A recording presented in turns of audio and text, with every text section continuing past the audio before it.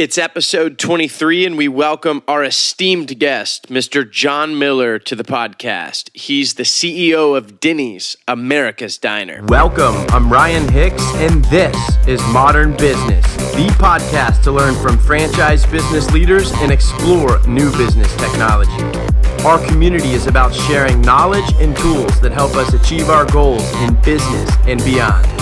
Thanks for being here, and welcome to Modern Business. Denny's has almost 1,700 locations across the country. They're in their 9th consecutive year of positive unit growth.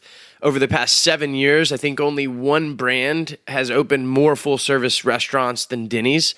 They're now in 14 countries and growing internationally across markets around the world. And for those of you that are connected with me on Instagram and on Snapchat, at Ryan Thomas Hicks, by the way, is the handle. But if you're connected with me there, you've probably often seen me in the stories that I post that I like to post up at Denny's. And I do work or I read, and oftentimes I do conference calls as I travel across the country, and I have for the past few years, and also visit their even home at Dallas.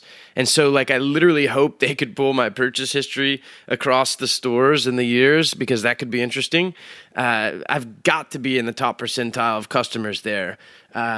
Same with Uber. I actually pulled my Uber numbers recently, and there's a website called Uber. I think it's uber.totals.io, and you can pull your data. And I've spent over 8 days while riding in an Uber, and it even showed me 3.5 days. You know, when you click your Uber and you're waiting on it, it actually shows you how much time you've spent waiting. I've spent over 3.5 days waiting on an Uber. And so you can check out that website if you're interested in your Uber totals. But I digress. After the podcast with their highly respected leader, Mr. John Miller, I understand why I've always felt as if the Denny's brand kind of really is an extension of the home. You feel welcome there. And I think the secret to that lies in their 5 guiding principles, which we talked about at depth. And there are a lot of lessons in there that you can extract and apply to your own brand, especially if you're an emerging brand and even if you're an established brand, because Denny's is one that's certainly reached a pinnacle in the success that they've built since the 1950s, and now as they're revitalizing the brand and really doing some great things. Other things that we chat about in this episode are how they're reinventing their entire category, as I just alluded to, how Denny's adopts and goes through the process of adopting new technology, and what technologies they're using to enhance customer experiences and provide extra convenience. And so a couple of other things that I really enjoyed from this podcast, 2 initiatives that they embrace that I love are these. One is the Hunger for Education program. And so that in that program, kids will write essays on how they would solve hunger issues. And from those essays, they award college scholarship dollars to students in all 50 states. And another one is the No Kid Hungry charity, which makes a difference in the number of kids' lives and giving them access to meals through the Breakfast After the Bell and other programs. And Denny's is a very big supporter of No Kids Hungry. They raised, I think he said, $2 million for this charity last year. And it's all about helping ensure kids finish school in good shape and go to college, because there's a strong correlation, as John says, between a good education and hunger, because if you're hungry, you struggle to keep up in school. And so these 2 programs really help change lives in their local neighborhoods that their franchisees serve, which is the heart of what the brand stands for in terms of being comfortable at the neighborhood diner and making an impact in their local communities. So check out the show notes for links to those and more. And please remember to share Modern Business Podcast if you get any value out of it, and also give us some reviews. So having said that, we will cut over to the podcast with Mr. John C. Miller of Denny's. Cheers. Mr. John Miller, welcome to the Modern Business Podcast. Well, thank you very much. Appreciate you having me today. Very good to have you. Let's start off with some background on yourself, where are you originally from? I was born on an Army base in Fort Campbell, Kentucky, and then my dad was discharged 30 days later, and I grew up in Chillicothe, Ohio. Chillicothe, Ohio. Is there anything that town is known for? Goes off the top of the head. It is a remarkably beautiful small town, which is the first capital of the great state of Ohio, from 1803 to 1806. Nice. I bet there's a lot of rich history over there. Unbelievable, beautiful. Where did you do schooling at? I went to school in Oklahoma, did not go to college, graduated from Tulsa East Central. So I am a Cardinal. Nice. Whenever I was younger, my baseball team that I played for many, many years was the Cardinals. So I've always been a Cardinals fan, and it's actually my favorite bird. But so tell me so you know schooling in terms of formal college education. Tell me what was your first gig that you ever got into? Yeah, so I actually went through college faster than most people. I went in the front door and out the back, so I completed it in record time. Not recommended today by any stretch of the imagination, but for whatever reason, we seemed to be in a hurry back in those days. So in the middle of high school, I moved from Chillicothe, Ohio to Tulsa, Oklahoma, and played football there and had the privilege of working for Bill Wall, the founder of Casa Bonita Enterprises, which was also the founder of Taco Bueno restaurant chain. Yeah. So because of his eagerness to sort of teach and grow young talent, his promise was that he'd send me to college if I would help him open restaurants. So I left right out of high school to go from Tulsa to Oklahoma City to open a Taco Bueno restaurant for Bill Wall, the founder of that chain. So working with a founder mentor was sort of the highlight of my young career, and I never did make it back to school. Well, that's excellent. So was Bill obviously one of the early mentors? Did you have any other big mentors kind of in that early stage of your career and your exposure in the restaurant industry? Well, certainly early and always. I also had the good fortune of having a lot of very, very powerful women in the industry throughout my career. A lady named Lynn Cowan was the president of the Taco Bueno division for a while, so she was my boss. And back in the late 70s, early 80s, it was more extraordinary than it is today to see women executives. And so having that style of leadership, I'd have to think was tremendously beneficial.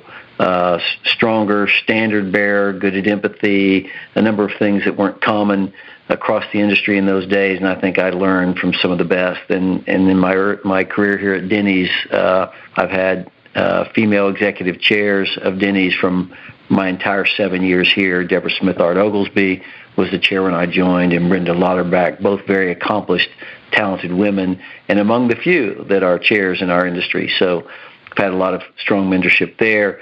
And then when I left Taco Bueno and Bill Wall, I went to work for Norman Brinker, which was certainly the highlight of anybody's career in the restaurant industry. Absolutely. Did you spend any time in DFW by chance? I did, and my home's still in Dallas. My headquarters are our offices here in Spartanburg, South Carolina, where I am today, but I commute back and forth. Got it. Well, I'm actually in Dallas, and we should have sat down in person knowing that. What type of a role, and we're gonna dive into Denny's because there's a lot to unpack there, and I'm a fan of everything that you're doing and your whole team, really. But what role would you say that a focus on personal development and professional development has played in your success, both in the business environment and outside of the business environment? Well, it's in some ways you can say it's everything, but we know that's not true. You don't want to be cliche. There's 1,000 things you manage day in and day out in the restaurant business, and that's true of any business. There's the complexity and the dynamics of competing in the marketplace that could take hours to cover in a podcast. But when it comes to development, So let me qualify this, not everything, but it's near everything. Staffing and training and bringing people along and helping put people in a position where they can win and helping bring out the best in people and helping people have room to deal with things that get in the way of them giving their best every day. Those are great cultures, and their cultures, if created properly by the right guiding principles, are the sort of proving grounds for the right environment for people to grow and be all they can be and to develop. So there's no, it's not because of one particular strong mentor or leader, although that always helps. It's not just because the economics are good at the box, and so therefore a company flourishes and develops people. It's because people meaningfully and deliberately created an environment that helps people grow. And it is everything. The difference between companies that perform year in and year out and year in and year out and get through the tough spots is because people are there and love being there, and they're committed and they feel valued and developed. You mentioned guiding principles. Talk about the guiding principles at Denny's and the mission that you have and really the purpose, I guess I should say. Sure.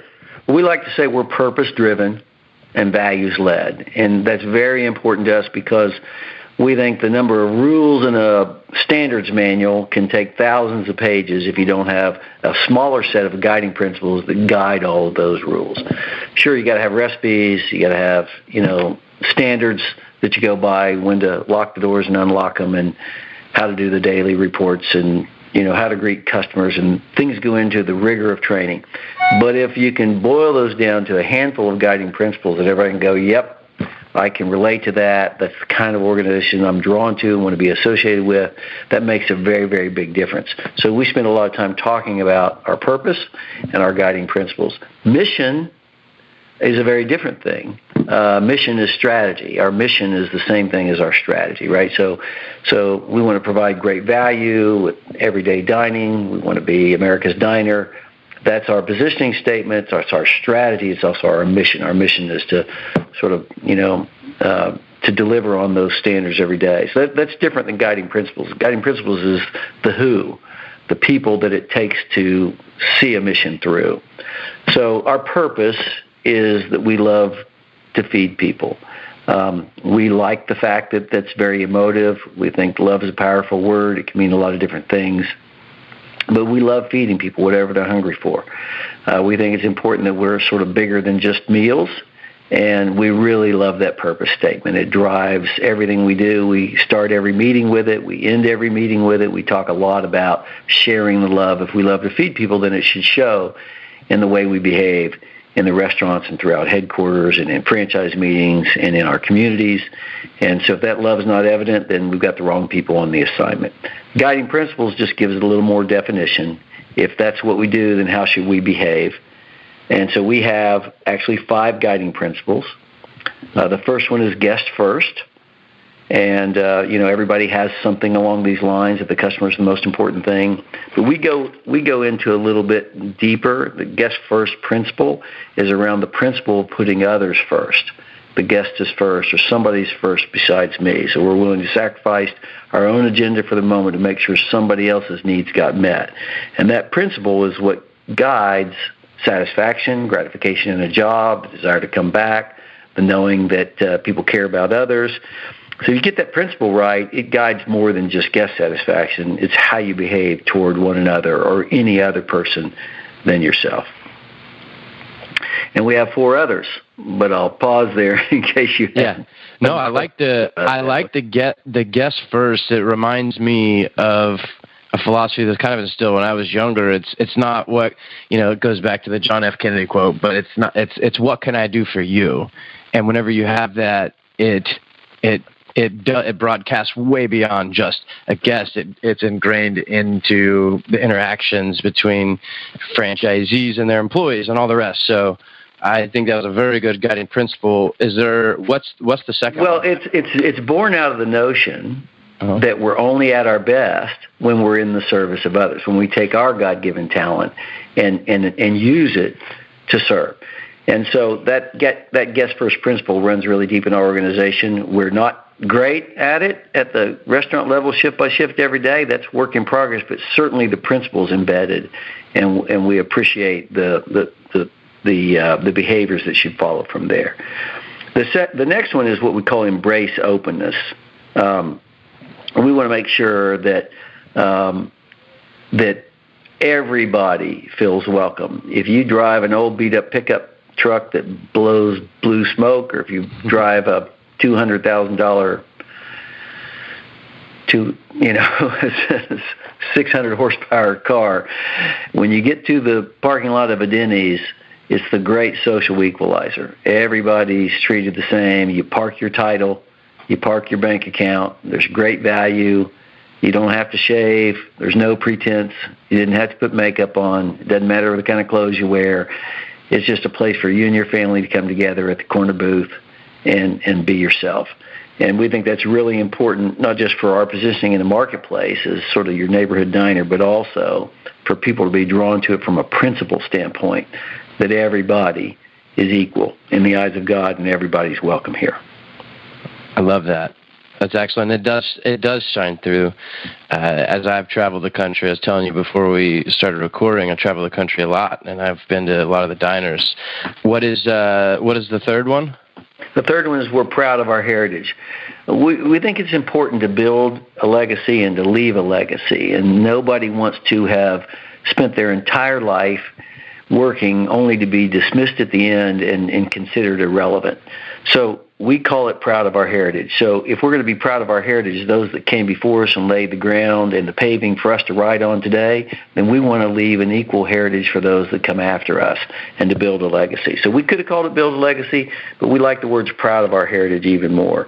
And it's all about not resting on our laurels, being willing to continue to innovate and being, proud of the principles we stand for, and the service we provide and the quality of product we give, so that when we consider anything that we're going to do to evolve this brand or compromise its future, we consider it very carefully that it's in the long-term best interest of everybody, all stakeholders, rather than any short-term decision-making. If we're going to be proud of our heritage, then we have to leave one as well. It's beautiful. And the last two of the next one is hungry to win. Obviously, you've got to be driven. It's great to say these principles are good academically. We get them. It's another thing to live them. So being hungry to win, really means that we have to perform, for our guests, for our shareholders. We got to move things from theory to reality. And stores should be clean is easy to say, but are they clean? Food should be served properly. So our hungry to win can go into a lot of different avenues of the business, but it's the right principle to go by. And you can just see it in the faces. If somebody is called into question for guest first, that's a pretty serious deal. It means they weren't really invested or other-centered. Mm-hmm. So that's probably the biggest challenge of all of these. But if someone sits down and says, hey, I want to talk to you about your hunger to win today, people usually know what that means. Your heart may be in the right place, but you're not getting the results. So let's talk about a new approach. But it's a great principle, and it covers lots of ground. Do you have any interesting ways off the top of your head that you incentivize that the right activities or actions, etc., in terms of transposing that from a great theory to reality? I'm sure you have. Sure. Well, sure. I mean, incentives can run lots of different ways. Where different people are incented different ways. Some by a stick and some by a carrot. But there's no more powerful incentive than the guest first, sort of that desire, that gratification that comes from knowing you please somebody else. You see it in the eyes of someone, a little kindergartner, colors of pictures and brings it to you. You know they have a need to be acknowledged for what they've just done. So you tend to want to say, well, what a great job you did, right? So you want to... You feel good on your receiving end, they feel good having given, and what do? They go color another picture for you. So that's the most powerful motivator, that one that comes from inside that says, look, I've got to come through for my fellow employees, that other-centeredness. But so we have incentives from recognition programs to obviously compensation programs, all the way across the board. But the principles in and of themselves are quite a motivator. When people have to learn them and talk about them, deploy them, and then be good at teaching them and creating disciples around our principles, those in and of themselves are quite the motivator. The last one is what we call the power of we. And this is the whole idea that, the power of the pack is in the wolf, the strength of the individual, but the strength of the individual, the power of the wolf is in the pack. And that we are so much better by some multiple factor when we do things together, when we collaborate, when we're transparent, when we create win-win situations rather than win-lose. Whether it's how we reconcile over differences, to how we work on projects together. We're 90% franchised at Denny's.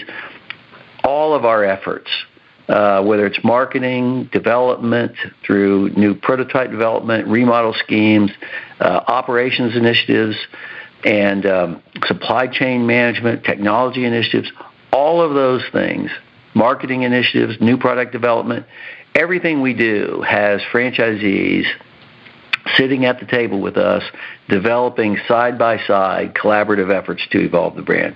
We don't do anything without including the whole body that's affected, so that we do it together rather than we did it to somebody for them to be critical of it or to dig in their heels and oppose it or to reluctantly comply. Rather, it's so much better to have everybody leave the starting gate together and get to the finish line together. The power of we is better, stronger, faster. Sometimes a little slower, but never is it without the benefit of. Actually, you can go slower to go faster in many cases. So this is about collaboration, right? And doing things together. I'm sorry? I said the tortoise and the hare, right? So, yeah, exactly. It can be that way sometimes. But once you get in the rhythm and create the forums to do this well, you actually accelerate the pace of change, and the quality of the change is endorsed by everybody. There's a power of we.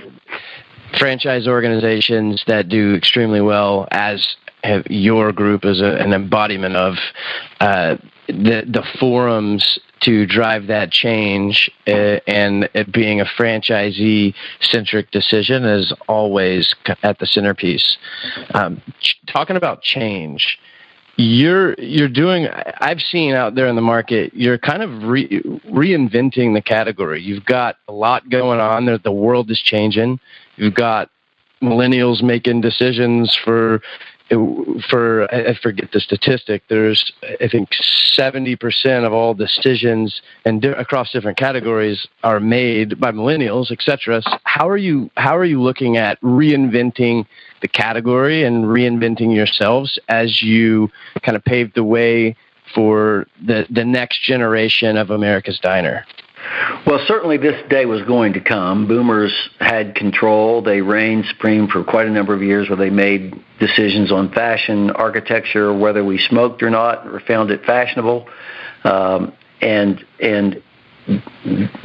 whether we drank white liquor or brown liquor or whatever. And that's now yielded to, it skipped a generation, to the millennials. They're a large group, educated group, powerful group, and they will set the stage for a number of years to come, and then they will have their day where they yield it to. So it's very important that we average down the age of our brand, that we appeal to the group that does make the decisions, and that we meet them right where they are, what it is that you need out of a modern diner. We spent quite a bit of time listening, and oddly enough, they want exactly the same things out of our brand from the day it was invented back in the 50s. They don't what we had become: stale, tired, breakfast only. They wanted us to go back to our roots and heritage as America's Diner. So in the last few years, instead of us talking about the place for grand slams or moons over Miami, you've heard us talk about America's Diner a lot more. Mom's cooking rather than grill and bar, the kinds of things that you could have made at home, but it's really nice to be able to go out and find a good pot roast or meatloaf. We had frozen vegetables, now they're fresh. We had preformed burger patties, now they're pressed on the grill and smashed. We had frozen avocados, now it's all fresh. So the ability to give people real food. Our pancakes came out of a box with dehydrated milk. Now they're scratch. We're the largest fresh buttermilk user in the world of any brand. So the ability to say, okay, we're listening. What do you want? We want what you do, but better. We don't want it to feel like a lunchroom. We don't want we want it to be unpretentious, but we want it to be worth leaving home for. And so we've steadfastly been going through a revitalization process to upgrade the brand in terms of menu, service hospitality, service reliability, cleanliness, and then a modern image. So about 70% of the brand is now on what we call our heritage image. That's a big step forward, and we're working now on ways to further enhance that for exterior lighting, and other enhancements, interior and exterior in our brand. So giving people what they want and understanding why they want it and what need it meets is a big step forward for our brand. We've gone from sort of a tired, dated brand to a modernized. We are still in the revitalization process. I think we're, I'd say in the middle innings now, past the early innings, but certainly not toward the tail end of it. And then following revitalization, the next stage will be for stabilization for us, but we're not there yet. We're still going through a revitalization effort, and it's going well. Isn't it interesting, as you modernize, quote unquote, and revitalize? I'm reminded of the old Ecclesiastes quote: "Is there's nothing new under the sun." And revitalization is really a connection to the roots, is what I heard there. Right. A quick word from our sponsors. Ralio is the #1 franchise social media management platform on the planet.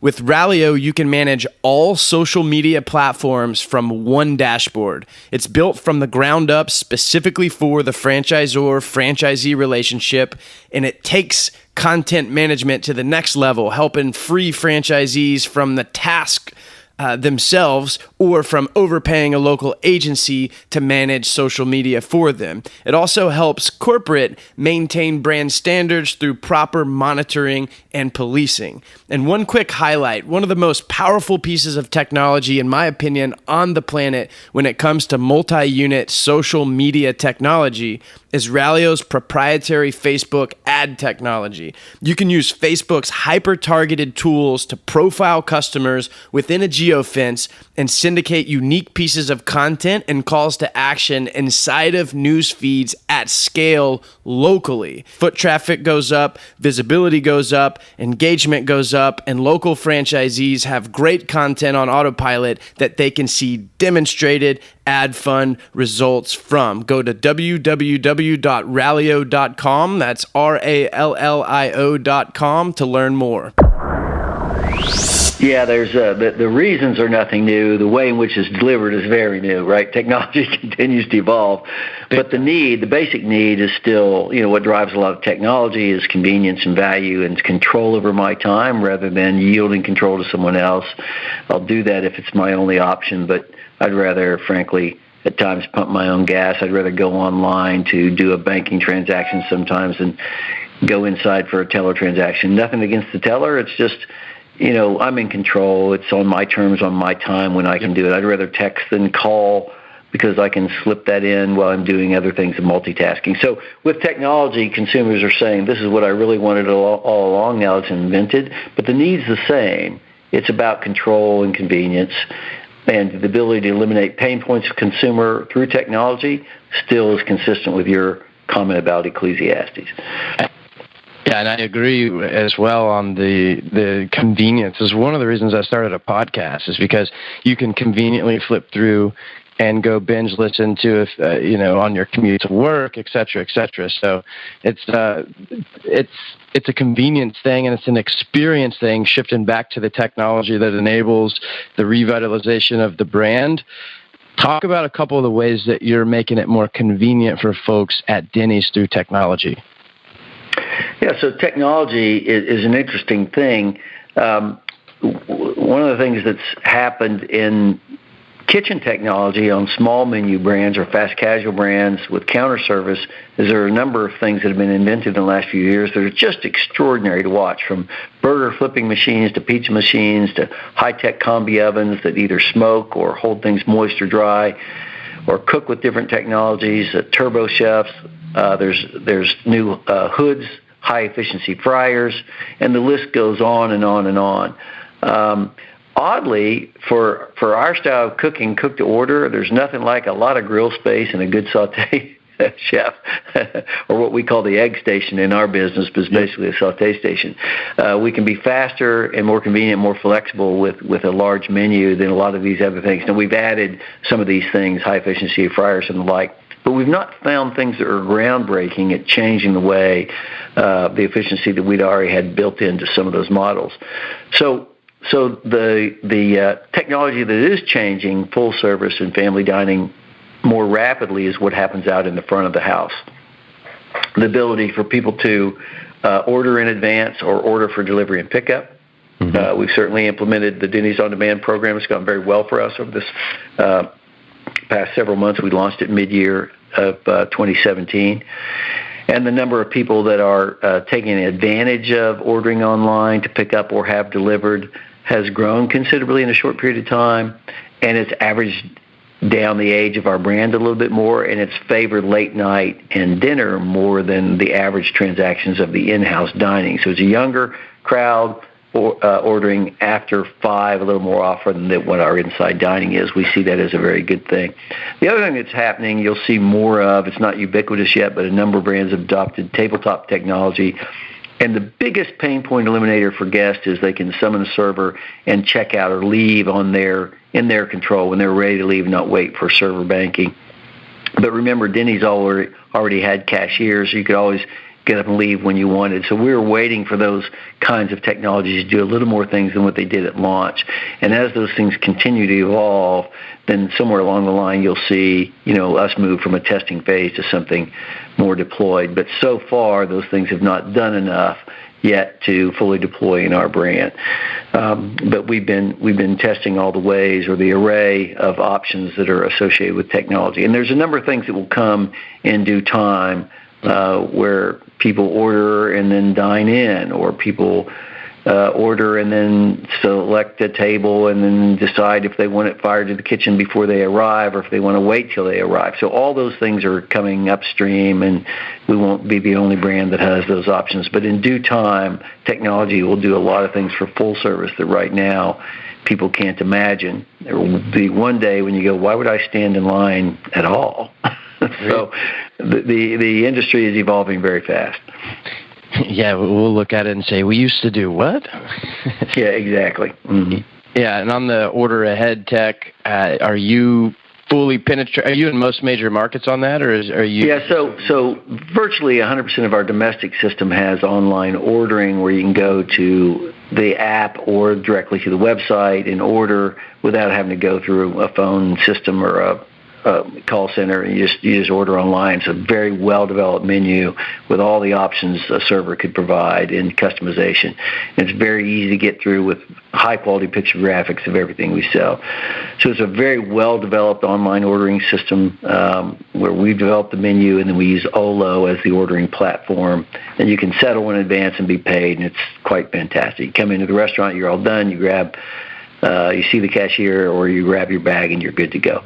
For delivery, 53% of our 1,608 domestic locations has a delivery option, a third-party delivery option, and call it 850 restaurants out of 1,600, and about 800 of those 850 have signed up for delivery. So about roughly half the system does not have delivery yet. But as those companies, third-party delivery options expand, whether it's Uber Eats or DoorDash or Grubhub or others, as they expand, our delivery set of options will expand as well. Modern Business is also brought to you by SoulLink, the #1 video recording, loss prevention, and fraud detection platform for franchise and multi-unit chains. If you have video cameras in your restaurant, and if you have a point of sale in your restaurant, and you would like to connect those two sources of data with a smart dashboard that will catalog every transaction and movement inside of your stores to glean meaningful insights, you've got to check SoulLink out. I mean, literally, you can wake up every morning and have a daily digest of flagged activity summarized and in your manager's inbox. It uses machine learning to learn how your restaurant operates and what really matters to you. It even tracks motion, so you can instantly search and find a transaction and a question associated with a particular video within a split second. Even from a mobile device, you can search by employee, by customer, by item, by date, by time, discounts applied, any parameters. I've seen the competition on the market, and mark my words, SoulLink is the new restaurant standard for video loss prevention. Go to www.soullink.com and tell them Modern Business Podcast sent you. there's a lot of fragmentation in that as well. Do you let franchisees, do they get to pick those at their discretion, or how are you going about that?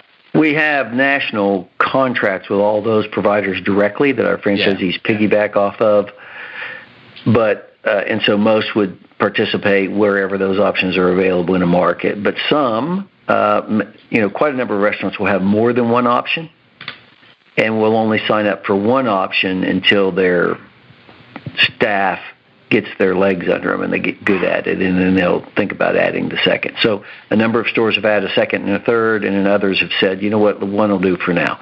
So we do not compel franchisees to take every option at this stage, but just selectively as we learn how to be good at this new approach. Yeah, and I've seen a lot of statistics, and I'm friends with. I cut my teeth in the POS industry, and for the past 6 years now, I'm on to some marketing technology that's really fascinating. But we did a lot of the integrations with some of these folks. There's a lot of statistics where it'll drive business, tons of business, because this is where a lot of people, especially, it makes sense on the late night thing, because people want food and they go search the apps rather than doing a Google search like they might used to, because it's convenient.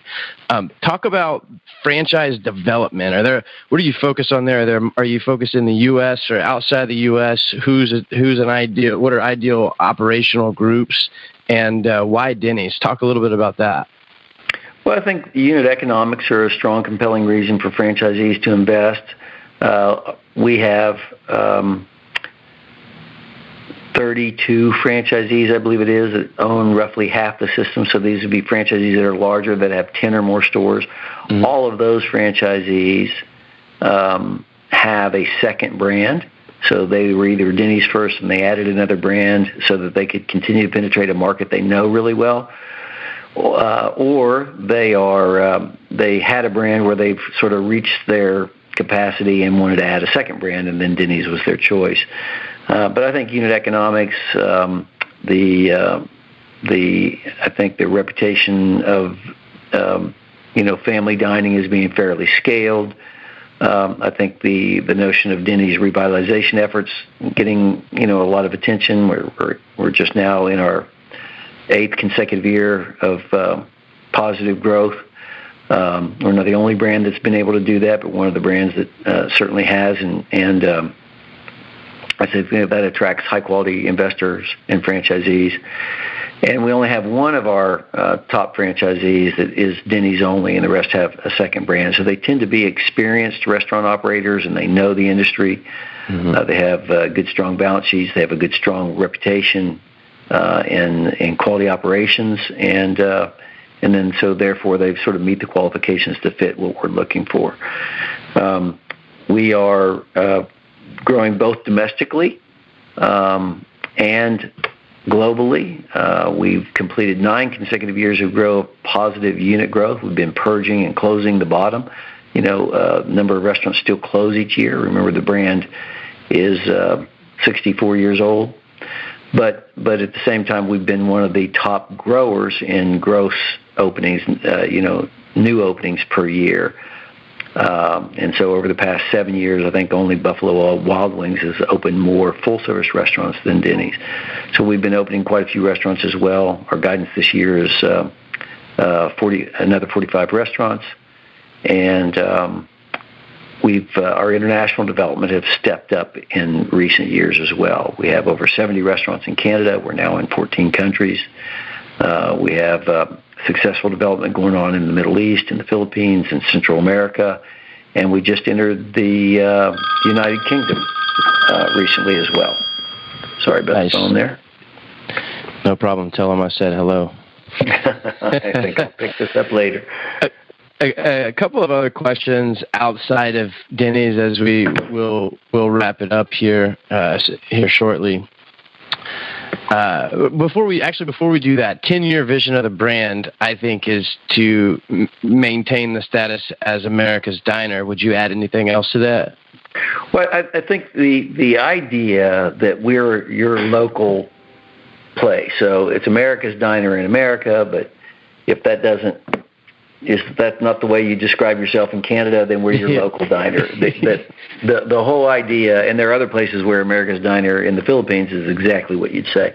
But the point is that we're an extension of the home. That it's like your old pair of shoes, and you're comfortable there, and you feel welcome there, and you know the staff, and the staff knows you, and we believe this can be scaled considerably beyond where we are today. We think, therefore, it's very important for us to be very involved in local communities. So we spend a lot of time interviewing our franchisees, but more importantly, our guests, what's important to you, and what's not so important. So disaster relief is important. If there's a hurricane or things, so we've deployed a disaster relief truck, and we've been doing this for a while now. During the big disaster in Houston this last year and down in Florida, we sent a truck, fed thousands of people, and you have people coming out from neighborhoods that there's power's out, they don't have reliable meals, have not slept, and it doesn't matter if they're dead broke or if they have means. The point is they're still struggling to kind of sort of navigate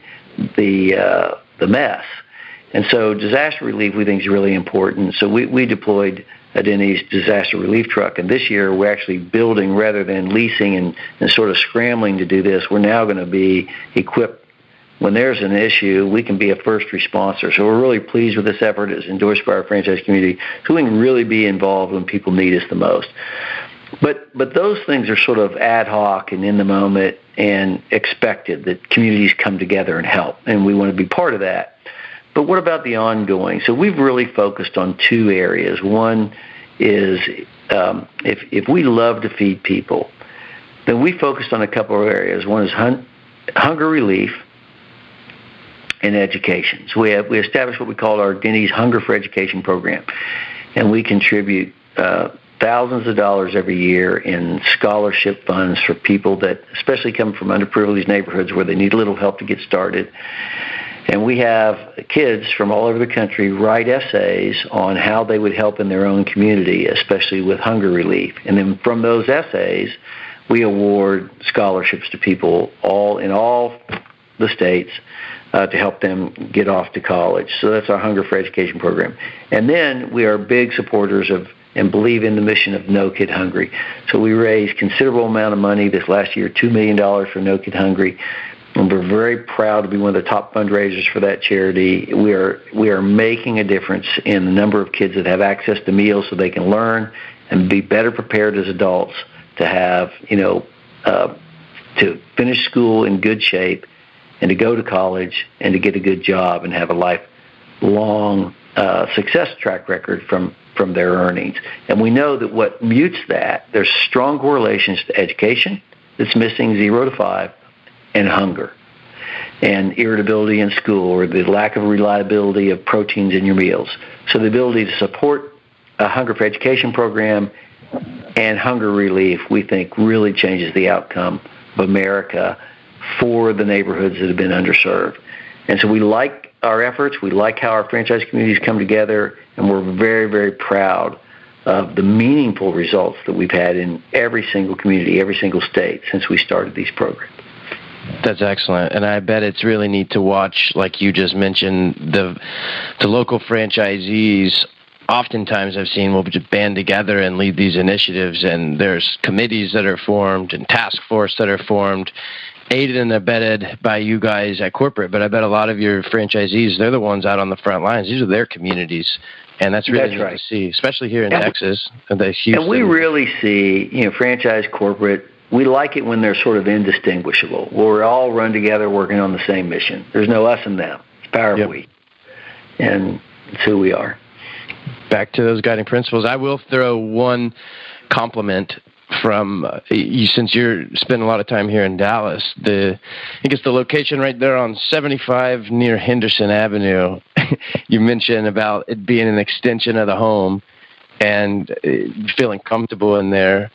I've been many, many times working, plugging my computer in. All the staff knows me. They've always done a very good job, and come to think of it, that's kind of what, you guys have done a very good job at instilling the guiding principles, because I think that's probably what attracted me personally to the brand. That's why I reached out to you, is because I wanted to chat with you because I'm a fan of the brand. So kudos on that, and kudos to the team here in North Texas that are operating the location that I just mentioned. Thank you. I greatly appreciate that. That's a store that's located in association with La Quinta. That deal would have been done 30 years ago. Fairly tired unit.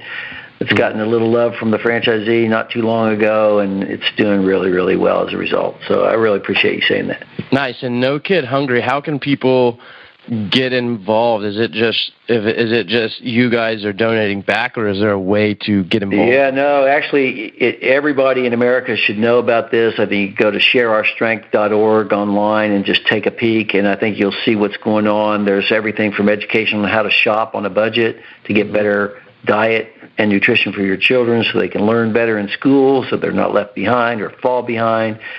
It's the importance of not falling behind. There's a lot of educational information about that. There's work on food deserts and food islands and summer meal programs through No Kid Hungry. And there is, obviously, there's a lot of effort state by state to get breakfast after the bell programs put into schools so that you can eliminate the stigma of people that are on a school lunch program. And also with the knowledge and irrefutable information about how important that first meal is. Even kids from well-to-do neighborhoods that run out of time, busy parents, get to school just in time for the Pledge of Allegiance and they missed breakfast. So breakfast after the bell helps everybody in America, not just kids that come from lower means. It helps everybody. It helps America improve the scores, especially STEM scores in school that require concentration. And if you're hungry, you struggle to keep up in school. So go to No Kid Hungry online and read more about it. I think you'll be impressed with what this charity is doing. Excellent. I will. We'll share it with the audience. And for those of you that are listening, we encourage you please to check that out and learn and share, because it's a very, very good, it's a good mission. One last question that I had is, are there ways that you're revamping the menu, adding different items to the menu that folks should know about in terms of coming in and trying? Sure. So over the last 5 years, more than 50% of the menu has been touched in some way or another. Quality upgrades, some tweak or change. So you just have to come try it and see. We've introduced a new line of pancakes called Kraft Pancakes. They're extraordinary. The first one in that series is called Dulce de Leche, which is basically cinnamon crunch with a caramel topping rather than regular syrup. And they're served in a bowl rather than on a plate because you really want the sauce all down in the pancake. They eat like a cake. They're really, really fluffy. They're probably best shared as a dessert. They're so incredible. But the culinary standard of these goes well beyond what you might have imagined in a Denny's heretofore. So I encourage everybody to come try those items. Our burger lineup has grown from, a cheeseburger and a patty melt, which is sort of the historical reference of you're good at breakfast all day, but what about your diner food? Now we have a great lineup of burgers, everything from a sriracha burger to mushroom to bacon, Gouda. They are really high quality, and as I said, smashed on the grill. Our burgers and shakes are among the best in the industry, what people may not have expected to come from Denny's. They're extraordinary products that compete, I think, very well across the entire casual industry. Our shakes are 12% plus butterfat, so they are the real deal. They are more than double the butterfat of a number of competitors out there. I won't name names. So when you get in there to have a shake at Denny's, chocolate peanut butter, strawberry, banana, cookie dough, they're fantastic. So our shakes from when I joined 7 years ago today have gone up every single year as people discover these things. They are fantastic. And crazy thing is, in our to-go business, what's really been popular is anything build your own from the breakfast, what I say about people wanting control. Yep. And anything build your own about burgers and shakes. Crazy. People are saying, look, I don't want to go, but but I want a shake, so can you just send me one through delivery? And it's crazy how popular these things have been, which tells you that there's a pent-up demand for high-quality shakes. And we're really proud of this platform. Come give it a try. Yeah. It would be neat if you could order a shake on the mobile device, park in the little parking spot there, and someone runs it out to you. Absolutely. That would be neat. Okay, we'll wrap it up. In respect for your time, what as we part, what does Mr. John Miller enjoy outside of business? Outside of business, I love sort of furthering the things that are going on inside the business. I like to see kids grow and learn. I serve on a college board up in Ohio where I grew up called Wilberforce University. It was the first all-black private institution in the United States. I am very privileged and honored to serve as the vice chair of the board there. It has an extraordinary mission. We're installing an entrepreneurial school. I'm very, very proud of what this school stands for, and it is an HBCU that's very much necessary in that environment. If anybody wants to give to Wilberforce, we could use the money. We're renovating dorms and doing other things right now, so you could go to wilberforce.com and take a look. It's worth a look, and those kids deserve your help. So I like to do that. I like to assist with education. And every now and then I'll sneak off and do a little trout fishing. But thanks for asking. There's a lot of good lakes.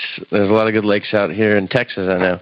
Well, not for trout. A lot of good bass lakes in Texas. Yeah, bass lakes. Nothing wrong with bass fishing either. That's fantastic. Yep. Well, John Miller, thank you very much for the time today. As we part, do you have a favorite book? That was the last question I wanted to ask you. Are you a reader? I am. So your audience may not appreciate me doing this to them, but I'm reading a book right now called Behave, The Biology of Humans at Our Best and Worst. It's done by Robert Sapolsky, and it's quite fascinating piece of work.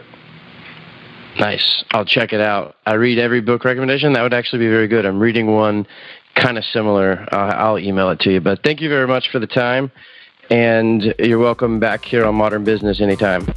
Very good. Thank you for the call. Thank you.